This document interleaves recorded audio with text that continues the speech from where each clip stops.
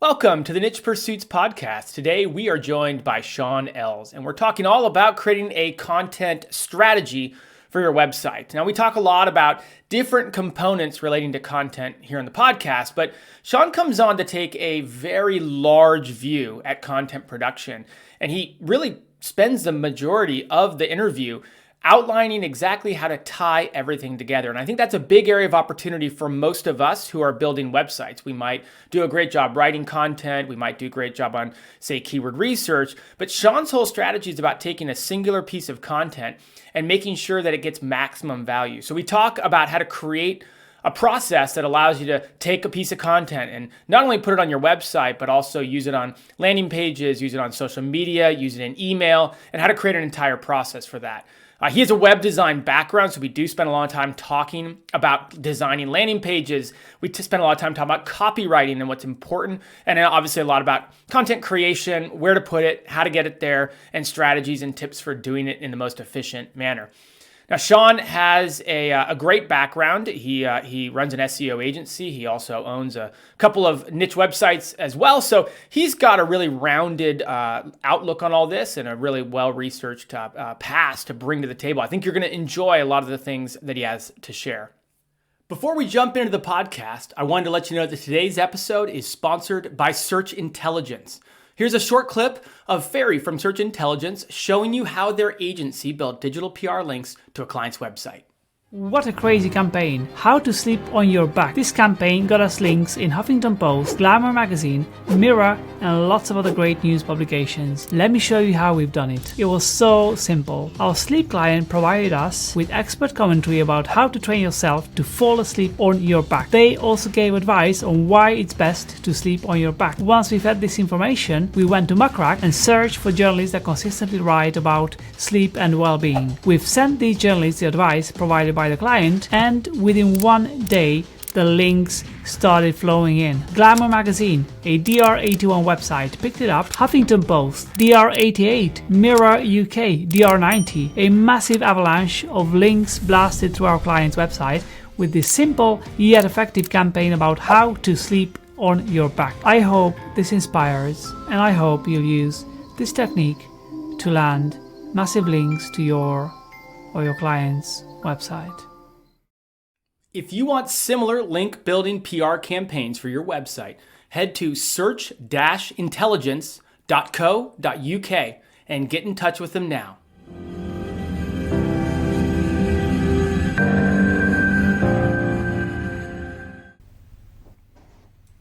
All right, welcome back to the Niche Pursuits podcast. My name is Jared Bauman. Today, I am joined by Shaun Els. Shaun, welcome. Thanks a lot, Jared. I'm a big fan. It's actually, like we said before we jumped onto the call, it's quite a strange experience talking to you. Since having watched you for so many years on YouTube, it's an honor. Nice to meet you. It's great to have you. I appreciate the sentiments. It's always good to have a fellow listener on the podcast, right? Like joining us, and we've been working on setting this up for quite a while. I mentioned how jealous I am of all your travels. Sure, we'll get into that a little bit, but I do appreciate your patience. It has been a bit of a nightmare trying to set this up, but I appreciate you constantly getting in touch with me. I'm really sorry it took so long to get this sorted.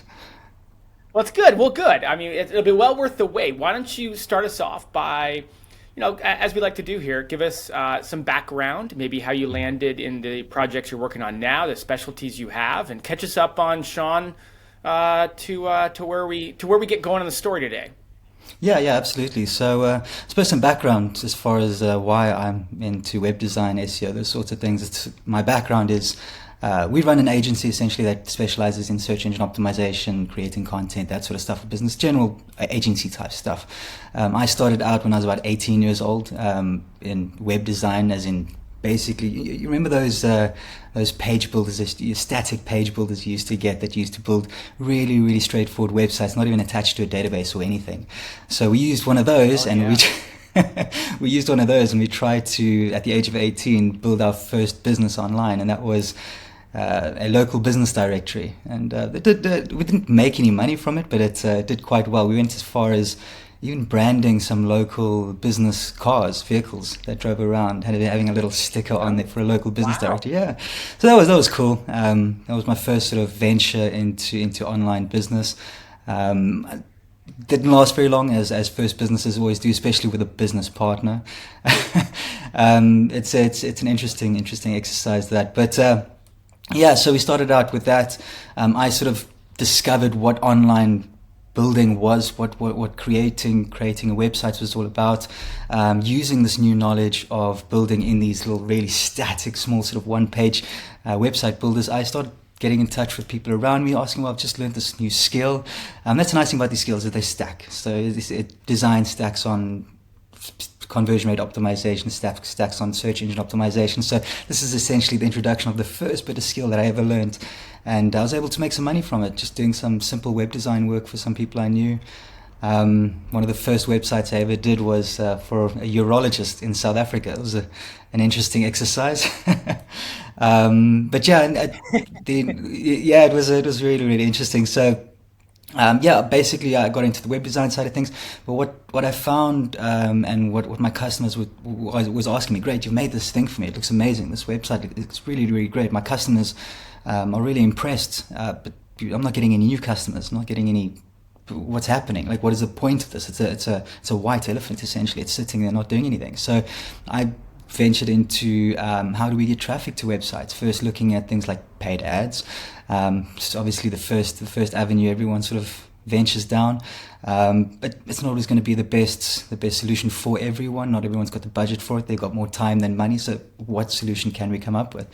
And I was very fortunate that when I was moving into search engine optimization and sort of discovering how to generate traffic online, we were sort of moving. It was around the time of the big sort of penguin updates, when people were moving away from spammy backlinks. And because I initially, when I first got into web design, I sort of discovered SEO and explored it a little bit, but it just seemed too convoluted for me. You need to build these networks of blogs, and you need to link them all a certain way to make it work a certain way to be discovered. I mean, it sounded really interesting, but it just sounded too difficult for me to do. So I specialized in ads for a while, but when we moved into SEO, we were fortunate that the whole movement was moving away from this spammy sort of behavior and more towards quality content. Basically we got a foothold in essentially building, firstly, service pages for people, just making sure that they were search engine optimized locally, and that started getting some business for people, and that inspired us to start learning what else can we do. What else can we do with this idea of search engine optimization? How else can we bring traffic to people's websites? Because some is good, more must be better. So that's when blogging sort of came into our sort of field of knowledge, and how it could essentially be used for growing businesses. But yeah, that's how we got to this point. But every SEO, I suppose, journey is moving from some sort of digital online marketing, whether it be web design or ads, into SEO, which is always the most scalable long term. It's interesting you bring that up, because I have in my notes already to ask you, like, a lot of us land first in terms of building a website with the content in mind, and then design second. Like, hey, let's get traffic to it. Oh boy, we have traffic now. It doesn't look very good. It doesn't convert very well. Like, you almost came at it from let's build something really beautiful. Let's design this awesome thing for a client, and then let's get traffic to it now. How do you think your approach or your kind of vision in that process maybe is different than an average SEO or somebody like myself who kind of goes content first and then thinks design second? Yeah, I think it's more to do with your offer. It's got to do with, are you a business trying to get traffic, or are you trying to get traffic to sell an offer? That's the biggest difference, because you have to take into account, when you start a business, you're going to need some sort of online presence, and it's going to be a simple 4 to 5 page website before you do anything else. So ideally, those service pages are going to be optimized. But yeah, the reason I go with the design first is that's one of the elements. It needs to be there. The website needs to be there for you to launch any sort of campaign, email, ads, whatever.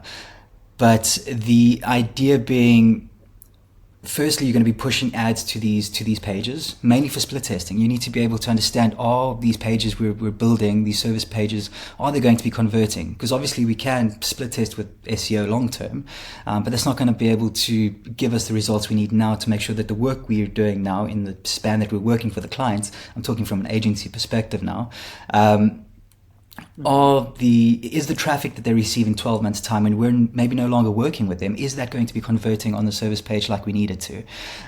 So that's why we go design first, build out the page using solid copywriting principles. It's one of the things that I'm really, really interested in. It's fascinating to me that you can get people to buy or not buy based on how the quality of the writing on your page. It's unbelievable. So you really do a good job of building out that service page, making sure that that's search engine optimized. And that's sort of the way that I like to think about, and the way I like to explain it to my clients, is if you think about your website like a pyramid, for example, the top of your pyramid is your home page. It's going to be the most important page. It's going to be the most high authority page because everything's linking back to that.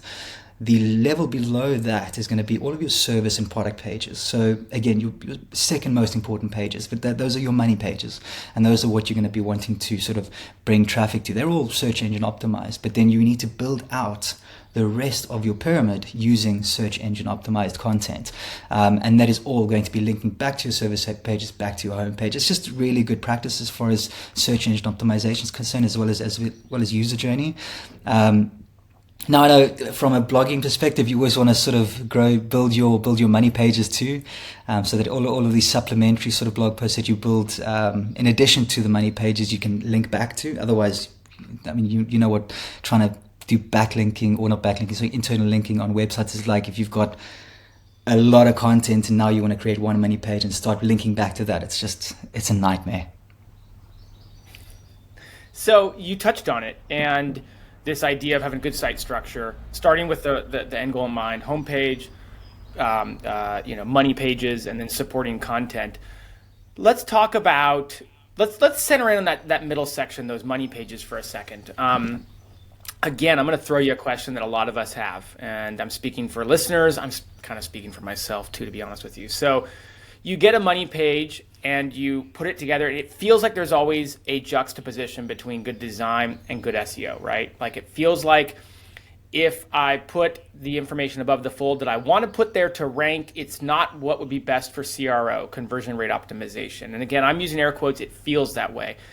How do you recommend kind of maximizing a lot of the SEO things we're taught, right? Like the on-page basics, like make sure your keyword is in your title, make sure it's in the header structure, make sure that you're delivering related keywords and all this SEO stuff with kind of more conversion rate focus, like make that the only, use copy, like you said, that is conversion focused, but might not include keywords. Like this is that juxtaposition, that tug and pull that I think we all kind of end up with, right? Yeah, it is. It's that delicate balance of, do we want to draw traffic and do we want to convert that traffic? So it's there's a few ways to go about doing it, right? And there's some sneakier ways and some more sort of straightforward and sort of compromising ways. Compromising in the sense that you need to compromise in the sense that you need to... I want to hear both for the record. Okay, great, perfect. So the way that we go about it is we just go about doing it the way we normally would. Your H1 is going to include your keyword. It's going to include a well-written headline. It's not just going to be, for example, if I'm offering search engine optimization services in London, right? My landing page isn't going to be SEO in London or SEO services for London. It's just not going to be that straightforward. Copywriting doesn't work that way. But it might be expert SEO in London without whatever, right? We want to deal with pain points there. So you need to include that in your H1, and it's going to be a compromise of, let's see if we need to include our keyword in there for best practice, but we need to make it work for copyright. And most of the time it's not difficult. You want your keyword in the main title, your main H1, because it resonates with the person when they land on the page, especially above the fold. You want it there. Now that's now obviously you want to dot your keyword and so the associated keywords throughout your page, relevant terms, long tail keywords. You want to include your FAQs on the landing page as well, because those FAQs aren't always going to warrant their own blog posts if they're relatively short. So including all of that on the page is going to give Google really good context as far as what is your page trying to target, what is the audience that you're trying to solve problems for, and we found that works pretty well. If you just speak to the customer as if they're a customer and you're not trying to game the system for the algorithm, Google ranks your page. And I find if you try to keyword stuff, it does tend to damage your reputation. I mean, we've seen these things. So that's one way, right? But then you get sneakier ways of doing it, where I've seen people actually make the H1 a smaller font and actually use it as a sub-headline below an H2 or above the fold, right? So you might have SEO in London as a sub-headline above an H2, which would then be your copywritten headline for the page, which works as well because you are telling Google the H1 is this. But it depends on, I suppose, what you want the page to look like. It is sneakier. You're not going to get penalized for it because you're still. It's just, yeah. I've got my way of doing it, but I suppose other people have theirs. I just prefer to include it in the headline. Yeah, no, it makes sense. Yeah, that's good. Yeah. I appreciate that you're kind of, acknowledging there's a juxtaposition or at least a balance. Maybe that's the better word. They don't have to play against each other, but they can balance with each other. Yeah, you have to balance it if you want the benefits of both SEO and copywriting. But like I say, Google has done a really good job. I mean, as much as annoying as all of their algorithm updates have been, and as they're accelerating as we go, it's a good thing because it's improving Google's understanding of what's on the page. And if you are really, and that's something I like to tell my clients, is SEO is the most straightforward supply and demand way of doing sales. I want this. I'm going to a search engine optimization to find this thing, or search engine to find this thing, and you've got this thing. I've got the supply for your demand, essentially.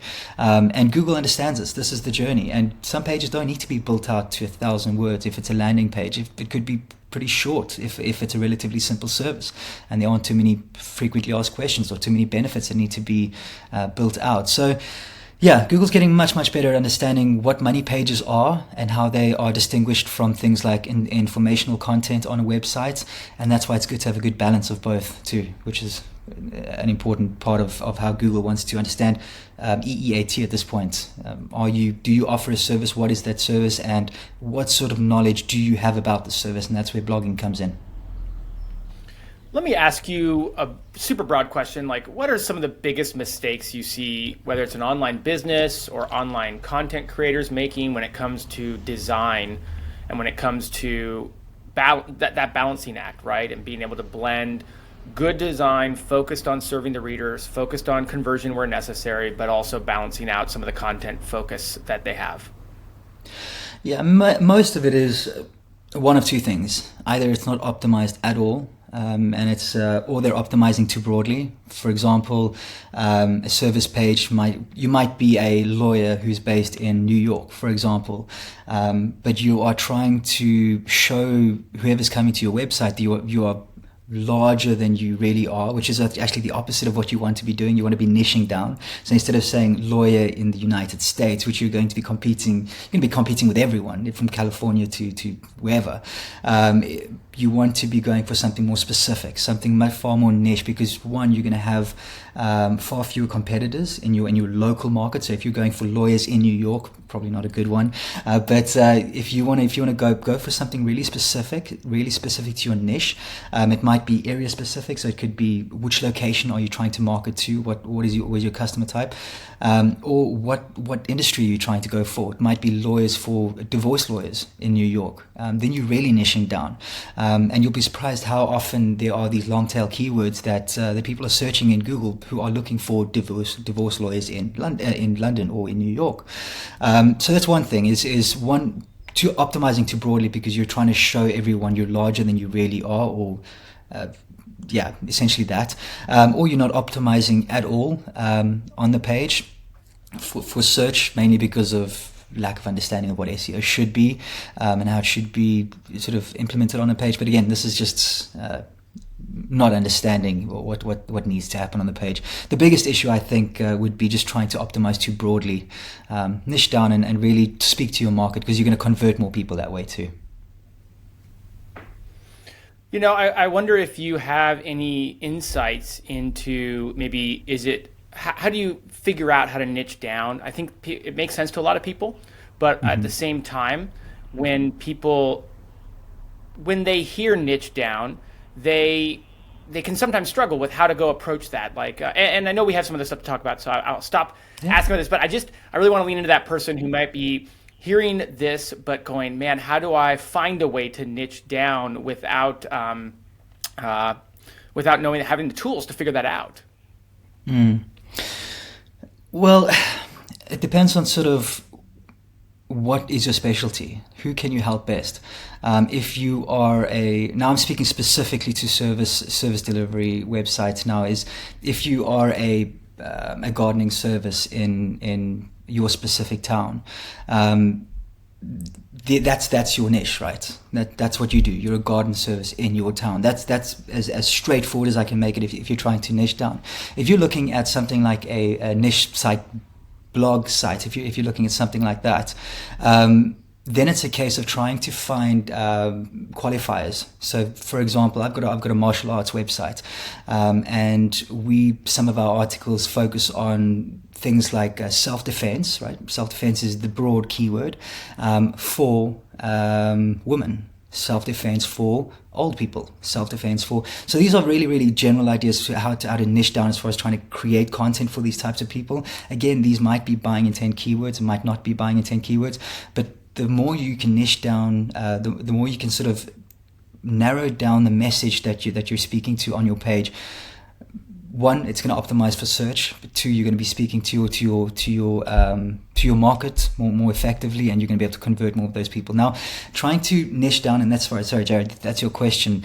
The biggest thing is, what are you doing? Who are you doing it for? Where are you doing it? That's the best way to niche down when you're talking specifically delivery. And I suppose that's the best advice I can give, because that's my specialty. No, I love it. I just wanted to maybe ask the second or third question on that note to just make sure, again, if you're running like a content website, that's a topic that's talked about a lot. But I also loved your example about being an attorney in the United States, being an attorney in New York, being a divorce attorney, et cetera, et cetera. And so just kind of walking through that a couple of times is really healthy. You mentioned in terms of design, the importance of supporting content. You just mentioned in terms of content, the importance of supporting content. Let's talk about that. I know you have a great framework that I really want to lean into for this idea of content and how to get the maximum value out of it. Maybe let's transition into that and kind of kick off some of the things we want to talk about as it relates to content and getting more value out of it. Yeah, absolutely. So, that's where we, like I said, when we got into search engine optimization, we understood how it benefited service pages, but then we wanted to understand what this whole blogging thing was. One, yes, we could understand that it could bring traffic to a website, but we had other challenges that our agency clients were experiencing. Things like we don't have content to put on our social media platforms. We can only talk about our services so many times. People don't want to hear about what we're offering because they know what we're talking about. More often than not, that's going to be chasing people away from your pages, LinkedIn or Twitter, wherever you might be marketing. That's one thing. So we don't have anything to share on our social media. Or if you've got an email list, right? A lot of people have lists of email addresses that they might have built up over time. I've got nothing to share with them. I've got nothing to show them. What do I send them? These are all sorts of questions we were getting from our clients. And what we found was that blogging actually answered a lot of these questions. So I'll give you a very quick example. If you don't know what to tell your or what to share on your social media platform, right? On LinkedIn, for example, say I'm a digital marketing company, right? And my ideal client, the ideal client's going to know that they've got a problem, and they're going to know that they've got certain elements that they need to try and solve, and they need to know that they're going to need to try and find some sort of resource for this problem that they're looking to solve, and they're going to go to Google for that, right?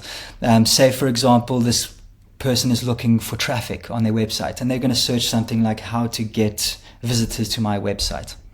All right. Now, this is a blog post that would work perfectly for me as an SEO agency. I could put that blog post on my website. One, it's going to get search traffic from Google. It's optimized for search. Two, I can use that I can repurpose that as a resource on social media. So anyone that's following my page, say, guys, by the way, just include a nice little blurb on LinkedIn, a little run into the blog post, and say, guys, if you're interested in how to get traffic to your website, here's a guide. Go look at it. Now, Why would you want to do that? Why would you want to give away your special sauce, right? Why would you want to outline in your blog post how to do essentially what you're going to be doing for your clients?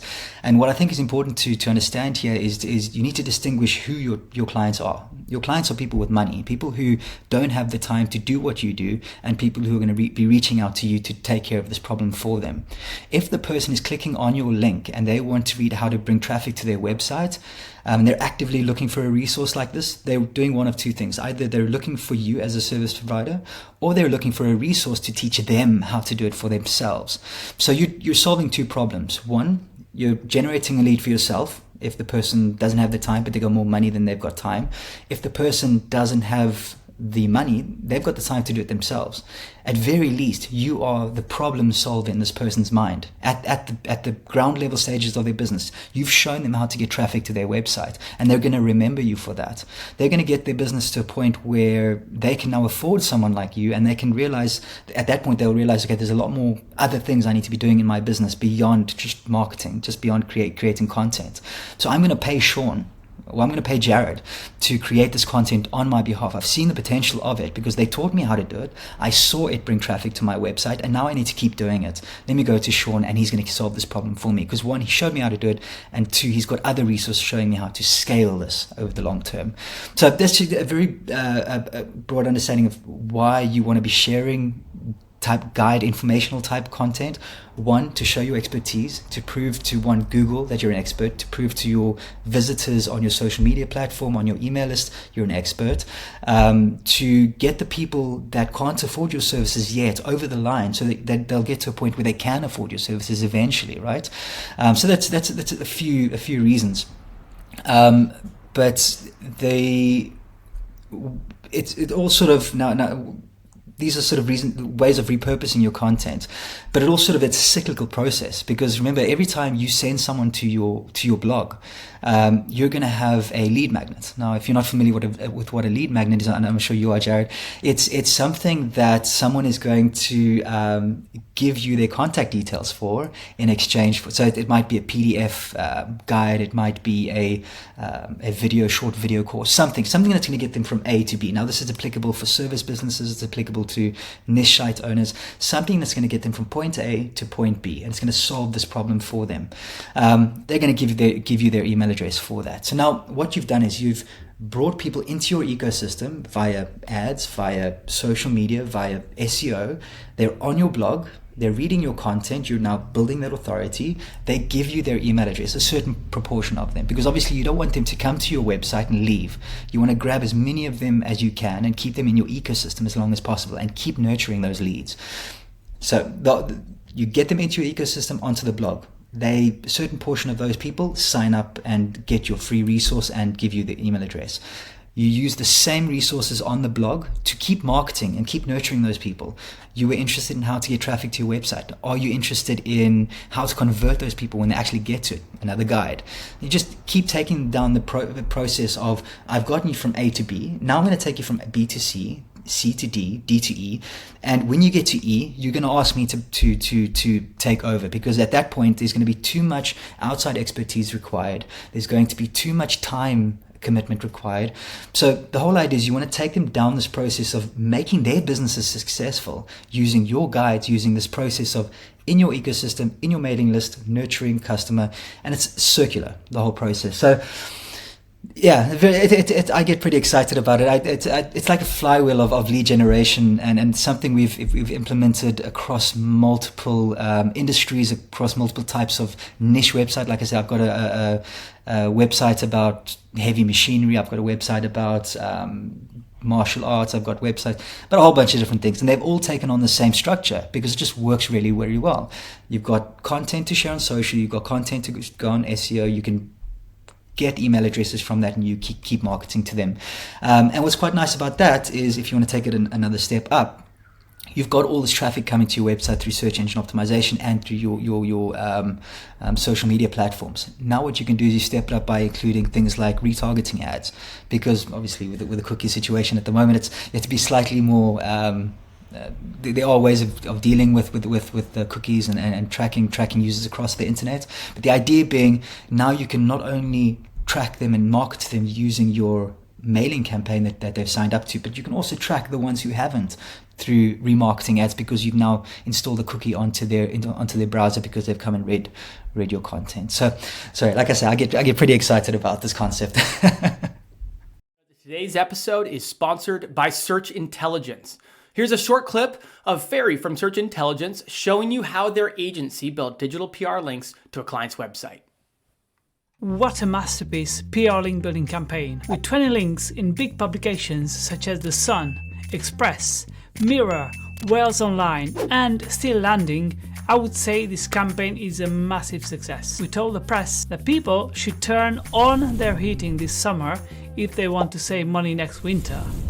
And we landed over 20 links in national and regional UK publications for our boiler client. That's crazy. The campaign hook was pretty clever. It is a known fact, at least in the boiler trade, that if you keep your boiler off for many months, it might rust and it might get you into trouble if you keep it turned off from spring to next winter. We therefore advised the press, with an expert commentary piece, on behalf of our boiler client, that people should turn on their boilers this summer just when the heat wave is in full swing. This way they can avoid a boiler failure next winter and save money. Massive publications picked up our story, including The Sun, Express, Mirror, Wales Online, and a few more dozen publications, giving our client links, lots of links, and lots of happiness hormones. No wonder that so many journalists covered our story, as this headline is a massive link magnet to their audience. This case study highlights the fact that a clever hook can be applied to any insight or story to make a campaign more successful and more compelling to journalists. Can you imagine when people see this headline in the news, "You should turn on your boiler this summer"? There's no way they would not click on it.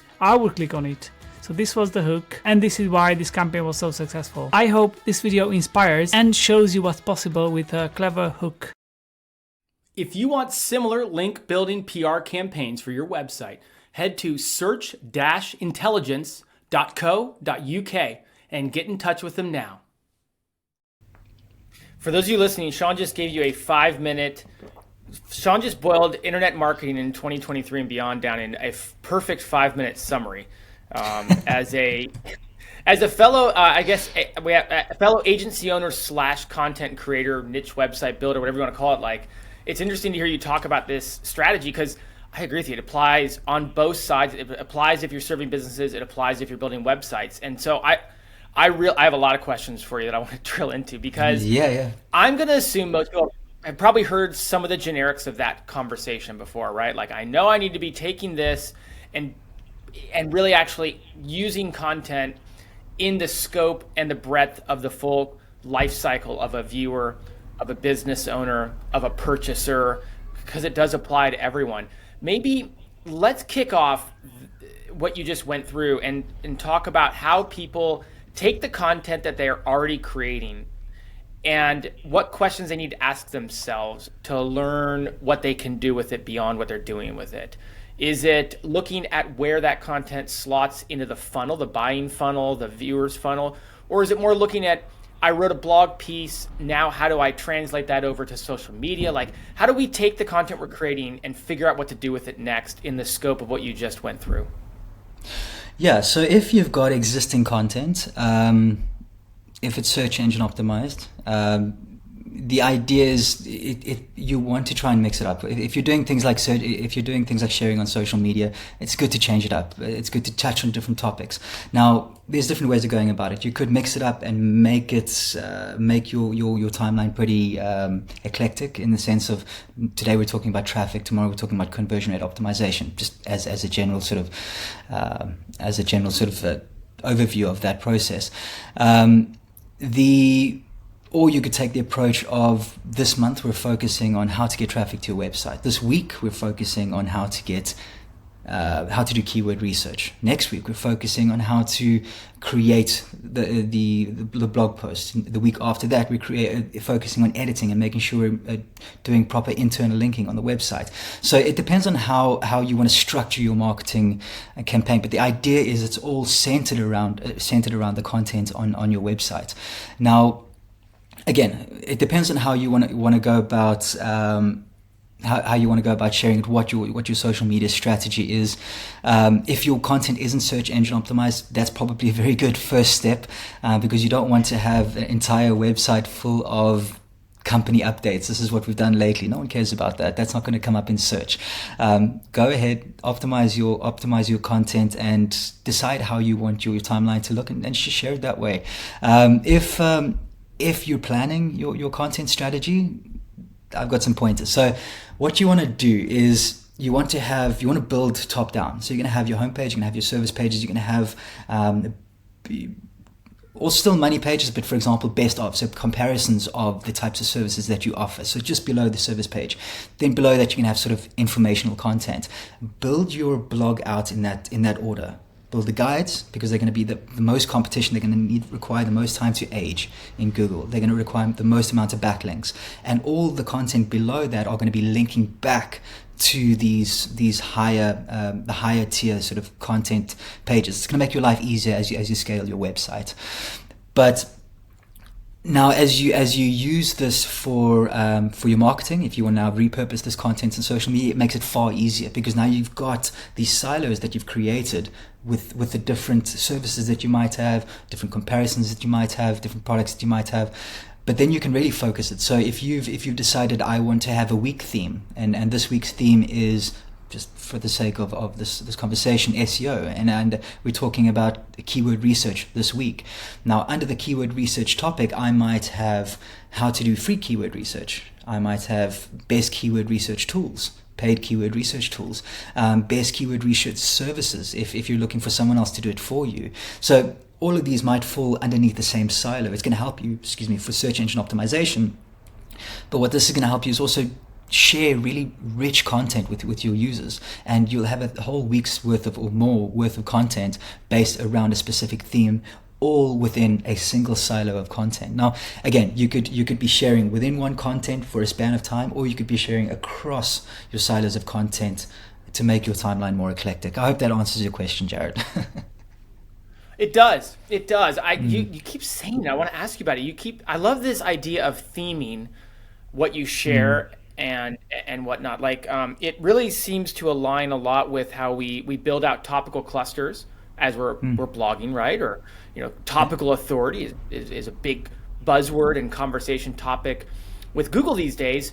And again, the concept is, hey, if you're going to be an expert in something, you need to kind of talk about all the things. In other words, a theme. Like, I feel like they're so synonymous. Maybe can you go into more depth about why you like sharing, why you like content in themes? Because I think there's something there for all of us. We might think about themes more as, hey, I'm going to publish 5 articles around the same topic. But how are you processing themes, and what are some of the success or benefits you see in that? Well, so I suppose there's 2 ways to look at it. One is from the user perspective. If you are a business and you are trying to, there's 2 things you're going to be doing. Either you're going to be offering advice to people who can't afford your services, or you're going to be providing the service to the people who can pay you. And they already know what you do for them because you've outlined it for them. So you've built that value out in their minds. Now, the ideas with these themes is, from a user perspective, is you want to create the most useful resource for people. So if someone comes to your website, this is where internal linking is very important. If I'm talking about keyword research, again, just touching on this topic, if I'm talking about keyword research, I know that the next question you have is, how do I put these keywords into my blog content? How do I create a blog post out of these keywords? I might then link to that blog post, because I know that that's the next question you have. The more I can do that, the better resource I'm creating for my clients, for my potential customers. So one, I'm increasing the authority in their eyes, but I'm also solving problems for them, which is what I'm trying to do as a business anyway. I'm solving problems for people even without knowing it, because my content is there, people are finding it through SEO. That's great. For customers or for people who are on the edge of deciding who their service provider is going to be, so they know what their problem is, they're problem aware, they're solution aware, they're just trying to find the right service provider. With a body of content around a specific theme, say a company's looking for a specifically search engine optimization as a service, and you've got all this content around SEO, they're going to say, well, these people know what they're talking about. I can see it. It's shown to me in their blog content. So because of the credibility, I'm now going to get in touch with these people. So that's from a user perspective. So authority is a big thing when it comes to just being, and also just being a really good resource. What are you in business for? You're in business to solve problems for people. If all you are is a sales page and you're just trying to push traffic to it using ads, that's very transactional to me. You're not really trying to build a business in that sense. Now that's from a user perspective. If we're looking at it from a Google perspective, Google wants to know that you are a deep resource, not a shallow resource. It wants to know that you're not just trying to be a shop front, and when people actually walk into your store, you've got no real substance to offer them. Google wants to know that when they walk through that door, you've got a deep mall that they can walk through and actually look around at all the resources you've got for them.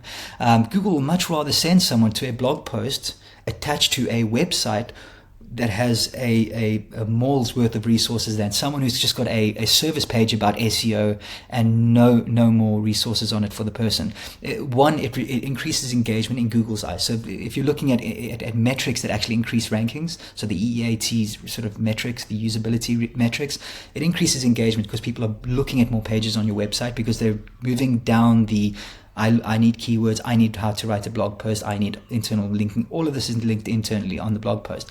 It increases engagement, increasing in Google's eyes authority, moving you up in the search rankings. Anyway, long story short, it's good for both users and for Google. You want to rank and you want to be an authority in those people's eyes. And another thing I suppose we should touch on is the fact that by building out a blog that is going to be generating leads for your business, you're increasing the value of your business. Now, Jared, I don't need to tell you what niche site blogs are selling for these days. What are they selling at the moment? Now imagine you've got a bolted on lead generation process flywheel, bolted onto a service business with high ticket items or product business with high ticket items. It increases the value of your business, and it makes it a completely standalone asset that you can say, look, I've got a digital marketing business. Now, again, just talking in this theme, I've got a digital marketing business. I've got a blog that's bringing in ready-to-buy customers every month, and it's converting at X amount. There's the asset that increases the value of your business substantially. And that's one of the big reasons. A lot of the big players, you'll see them, and I'm sure you've seen this too. A lot of the big players will be building out blogs. They don't depend on ads. Yes, they are injecting money into ads, and that's where they're getting a big part of their business from. But if you go into most of the big websites, big companies, big even service-based businesses, they're all building blogs because that is the value of the business. If you've just got a landing page attached to a process for fulfilling services, that's barely a business. That's a service page with a process attached. If you've got a service page with a lead generation process attached to it, that's a business. That's how you build an online business.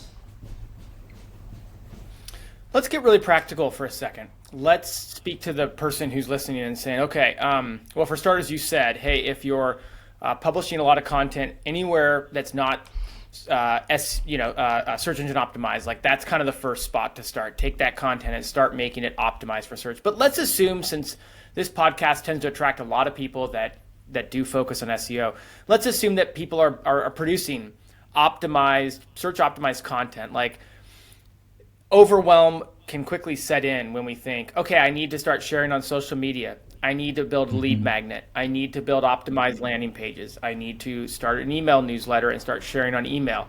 I need to start advertising. I need to start repurposing. So let's maybe walk through from a really practical standpoint how someone who is writing as a part of their week search engine optimized content, what steps they can take from here in a practical approach to start to repurpose that content. Yeah, so if I suppose it very much depends on the structure of the business, right? If it's a niche site that isn't service based, a lot of what you're going to be doing is going to be without front-facing processes. So you're not going to be having sales calls with customers, for example. You're going to have traffic that you're trying to convert into revenue somehow, like you said, through affiliate offers, through things like display ads, if that's something people still enjoy doing. I'm not knocking that. I've still got display ads on some of my websites. But the idea, so say for example, you're writing your blog post. What this process gives you, it gives you a a process for marketing a blog post when it's done, right? Assuming you're writing a blog post a week, you publish a blog post at the start of the week or whenever you publish it, this is just giving you sort of an idea as to how we do it internally. It might give them an idea as to how they could do it themselves. If you have got a social media page for your niche site, create your blog post. You then create social media posts around this blog post. Now it might be, and for however long you might want to do it. It might be for 5 days. It might be for 2 weeks. For different things. It might be a controversial take on that specific topic and say, what do you think? And link back to it. It might be a quick summary of that and link back to it. Now, guys online, guys on Twitter, the builders community have got really good ways of repurposing content like this. Gary Vee's also got his way of doing it. So if you take this larger piece of content, break it down into just and have these posts that you can create. Have a useful practice that I saw one of the guys online do. And Justin Welsh, really cool guy on Twitter.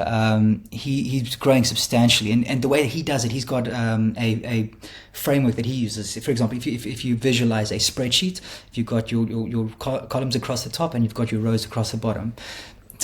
Take a blog post. It's going to be a row in your spreadsheet, and each column is going to be the type of content that you could create, or the type of post on LinkedIn that you could create for this blog post. It could be a counter argument to that. It could be a summary of that. It could be a bulleted list of that. Right. What you do is then you essentially just using this. It's main framework. I can't remember what the term is that he uses for it. The idea being, it makes it far easier to have a piece of content that you want to use, have 5 types of posts on LinkedIn that you would repurpose this blog post for. It makes it far easier. Okay, I need to take that bit, put it into that post, that bit, put it into that post, that bit. Now, it sounds like it could take a bit of time, but this process, once you've published the blog post and you've gone through the process of adding your internal links and all that fun stuff, this additional added on process of understanding what the blog post will be and what the 5 types of LinkedIn posts that you'll be using are, it's about a half an hour process, because it's especially if you're using something like ChatGPT, because you just put the blog post in there, say, come up with these themes for me, or these types of LinkedIn posts for me, a summary, a bulleted list, or this, that. It'll spit it out for you, put it straight into your scheduler tool, and you've got your social media scheduled for the week. Now, obviously, you don't just want to be sharing links on your social media, because your engagement and your reach is going to get a bit of a penalty, but intersperse that with other posts that you're going to be sharing on your LinkedIn and your Twitter, wherever else you might be doing your social media marketing. It's just basically the best way to do it is systematize it. I've got this blog post. I've got these 5 types of posts I know I will be creating over and over again for each one of them. Bang that out every week, and you've got your social media marketing strategy ironed out. That's the most straightforward way I can explain that, honestly. No, I want to highlight that because I think there's a couple things in there. There's a couple things you mentioned that I think get lost in the shuffle or in the weeds. First off, you can break apart every blog post into different chunks. Like if we're just, again, I'm just trying to replay what you said. Like I'm just thinking visually, like, man, I write a 1,000-word blog post. I'm probably going to have 3 or 4 H2s, right? Like those are probably 3 or 4 different things that I could write social media posts about, right? We have that whole thing where we're breaking apart our article, but then you also talked about the different types of social media posts you can make. And I think that's really, really interesting because I haven't heard that talked about a lot. You're right. You can ask a question. I'll use Twitter as an example because that's where I live. You can ask a question on Twitter that relates to what you wrote about. You can write a listicle like top 5 blah, blah, blahs or top 5 takeaways from this article. You can summarize the article. You can almost be a negative, right? They talk about the negative sentiment, like what if blah, blah, blah wasn't the case, or, you can go, and so there's these 5, 6, 7 different types of social media posts you can make from each of the 5 or 6 different breakdowns. I mean, and so you're right, you can take a piece of content, and I mean, I'm thinking 25, 30 different social media posts. Does it take time? Yes. But does it take much time in the grand scheme of things, given that you've already put all that effort into creating the content? To your point, no. No, exactly. That's it. And you don't just want to be publishing pieces of content for two reasons. You don't just want to be publishing pieces of content, leaving them on the blog to just one, hopefully index and rank in Google. You want to get the content out there, mainly because it's going to be putting it in front of people's eyes, and social media is still a thing. People are still using social media, and they want to be reading blog posts. People click on blog posts every day, especially if they're following your page on LinkedIn or Facebook or Twitter, wherever you are. They know the types of content you're going to be talking about. If they're following me, they know I'm talking about SEO. They know that the content I'm sharing is going to be all about SEO, how to grow your website, those sorts of things. So when they see a link from me, and they know, yes, they know they can expect some sort of prompt to read a blog post off of the platform, and they know that it's going to it might be clickbaity in some instances, but the idea is, I've got this valuable resource. I've got this valuable resource because you've read some of my stuff before. You're following me already. Go read this thing. And sometimes it requires more than, here's a blog post, go and read it. It does require a couple of bullet points, a bit more of maybe a quote from it. Like you said, you can really create a nice framework if you sit down and actually understand what are the key takeaways I want my potential customers to be able to take from my blog post, and use that as a framework for understanding the types of blog posts you want to be sharing on your social media. Let's talk about email now, if we can, maybe transition a bit. Let's say that I have my search engine optimized content and I have a good process set up for repurposing that on social media, but I don't have an email list. I don't have a lead magnet. I'm not marketing and nurturing and talking with my audience via email. How do I take content that I'm writing for my blog or even for my social media pages and turn that into something that I can then use via email marketing? Yeah, so when you're doing email marketing in the sense, right, if you're sharing blog content, it's more in the nurturing process rather than the call to action. Call to actions are going to be more interspersed between these types of emails that are more information rich.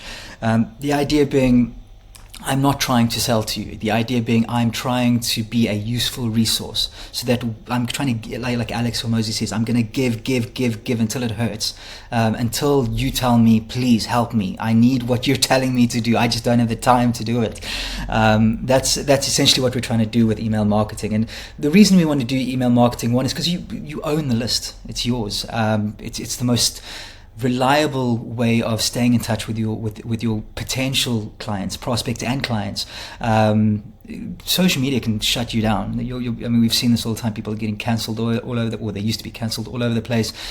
Accounts being shut down for all sorts of reasons. I mean, I've been locked out of accounts because I lost the password and I can't remember the email address I used for it. So the idea being, get people off, the term is deplatform people, get them off of platforms and get them into your list where you own the data, so that you can keep sending them the resources. Now, these emails that you send to them, like I said, they're informational. It might be hi guys, hope you're having an awesome week. Here's a quick resource on keyword research. If you're struggling to get traffic to your website, it doesn't even need to be a long write-up. People don't want to be reading long emails. What they do want is a quick introduction saying, this is a quick resource that is going to help you get from A to B.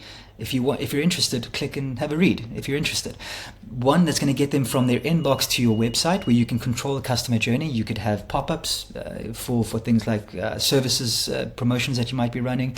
Now, various things. Now, on your website, you can have various conversion rate optimization, customer journey elements that you can be having on those blog posts. It's going to take them.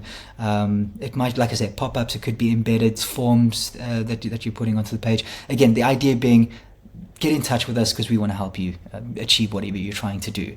And obviously, you don't always have to only include call to actions in every 4 or 5 emails that you send out. You can include a lot of these guys at newsletters that I've signed up to. Newsletters, by the way, has become an entire business model. Like, if you can get people onto your newsletter, you can market to them with products, with competitive products, whatever you want, essentially. But it's a really, really powerful way of growing an audience sustainably and scalably, because you're doing the same thing whether you have 100 people on your mailing list or 10,000 or 100,000, and the results really are your leverage in that sense is far, far larger. And like I was saying, I've got a few newsletters that I subscribe to where in the PS, so basically after their signature in these newsletters, they'll say, by the way, if you're interested in anything that I've got to offer, these are the services I've got. It might be courses that they link to, it might be services, it might be whatever, right? So yeah, there's many ways you can go about doing it, but the idea is stay top of mind. Get these people's email addresses and stay top of mind so they know who you are and what you're all about. So you can grow this process of know, like, and trust. What's his name? You've interviewed him before. He always talks about the customers need to know, like, and trust you. Goodness me. I can't remember his name now. But anyway. Unfortunately, as I've aged on this podcast, my encyclopedia of my interviews has started to vary in its accuracy. Yeah. No, but that's the idea, right? Is we want to nurture the relationship, grow the relationship, get them to know you, and most importantly, get them to trust you. And the best way to do that is just prove yourself over and over again by being useful. I love it. I mean, let's start to bring it home here, and let me ask you how maybe if you could, whether it's a specific case or whether it's some more broad tips, but I mean, how have you used this on your own personal websites? The application makes sense to talk to other clients, and certainly for like a service-based business, it's very easy to visualize this. But with a niche website or a personal site you have, like, maybe how have you used some of these concepts? How have you used them successfully? What have been the results of kind of tying all this together into a repurposing plan? Yeah, absolutely. So, like I said to you, most of what we do is for clients. It's what we've sort of focused on for the longest time. I've only in the last 3 years started growing my own assets outside of service, essentially trying to leverage my time a bit more, right? That's what we all try to do. But I can give you a good example, right? One of the websites I've got a martial arts website. I do Brazilian Jiu-Jitsu, so it was one of the first niche sites I actually moved into because I thought, well, it's something I could write about every day. I really, really enjoy this. And we basically took the process of we create content. So the content we create is very beginner friendly, so top of funnel. People that are interested in martial arts, people that are just starting out, trying to decide what type of martial arts they're into, and figuring out what type of equipment they need for these different types of martial arts, right? So you can imagine the types of affiliate products you could be linking to within these blog posts, the types of roundup posts you could be having for these. So that's sort of the approach we took, and we took the same approach of having this pyramid structure. So you have your buying pages, and supporting that you'll have your informational posts that all sort of link back to the buying pages. You want to funnel them all to that. So we've taken that same structure. We've also to get as many people off of the website and into our email list. What we've done is we've included a self-defense course, so do-it-yourself at home type self-defense course. I think it consists of 5 to 8 modules where you can practice a few things at home with your family. At the very least, you'll be competent in a situation where you might be in a life-threatening situation. And that what that helps us do is it, as a free resource, gets people into our mailing list.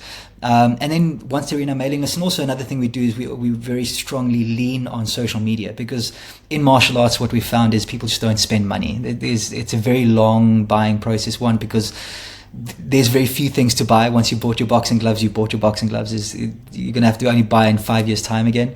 So you have to be very creative with the way that you monetize. So trying to monetize them on the website on the journey that they're experiencing on the website for the first time isn't going to work. So we figured out we need to get them into the mailing list. We're going to have to grow a relationship with them, whether it be through the mailing list or on our social media pages.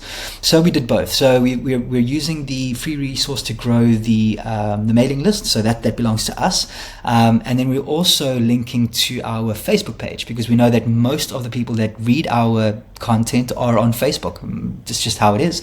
So we've got a Facebook page which we push people to. They go and like the page. I think we've got over 5,000 or 6,000 people on there at the moment on the page, and 10,000. The group is about 5,000 or 6,000 at the moment, the closed group. So what we've done is we've got varying stages of engagement with this audience. One, top of funnel, you're interested in martial arts. What are you interested in martial arts?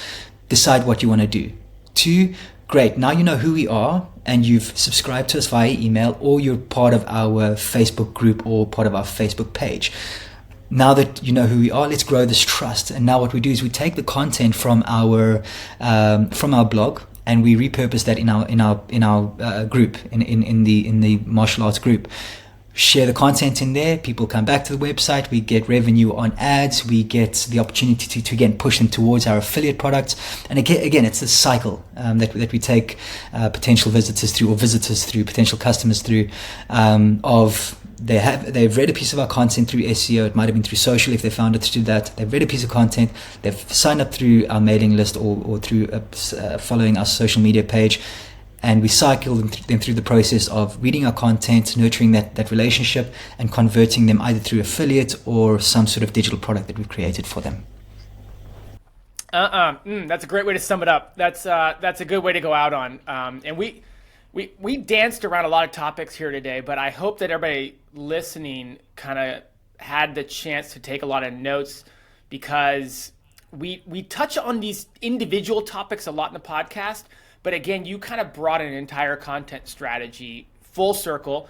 Yes, there's that 5-minute part where I was like, oh my goodness, that's the section if you want a full content strategy. But there's bits and pieces throughout the whole thing about how to leverage content, how to think about content, how to grow content. So Shaun, thank you for coming on the podcast, and just really appreciate all the value you share. Where can people stay in touch with you, or get in touch with you, or stay involved with what you have going on? Yeah, absolutely. I mean, we've got a bunch of things going on, as you'd expect. Entrepreneurs always have got these little projects going on. But our main business is search engine optimization agency, nanopage.co.uk. But you can find all of my details at my Twitter. It's at Shaun Els, SHAUNELS. Very simple. All of my stuff's linked there. And yeah, you can find me there. Great. That's where I know I keep up with you on Twitter, and you share some great stuff there. We'll get all that linked in the show notes. If you're listening or watching, you can follow along there. But Shaun, until we talk again next time, thanks again, man.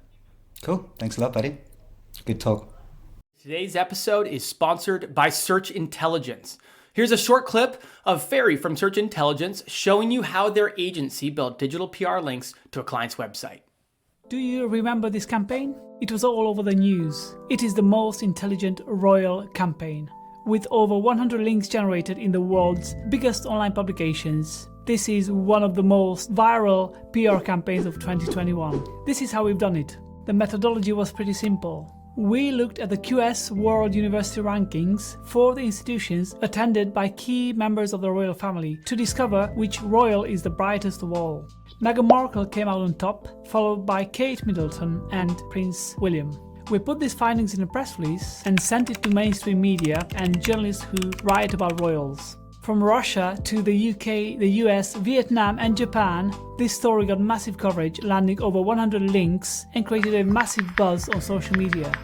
Simple research, but a great story that journalists love to write about.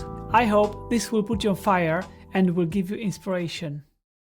If you want similar link building PR campaigns for your website, head to search-intelligence.co.uk and get in touch with them now.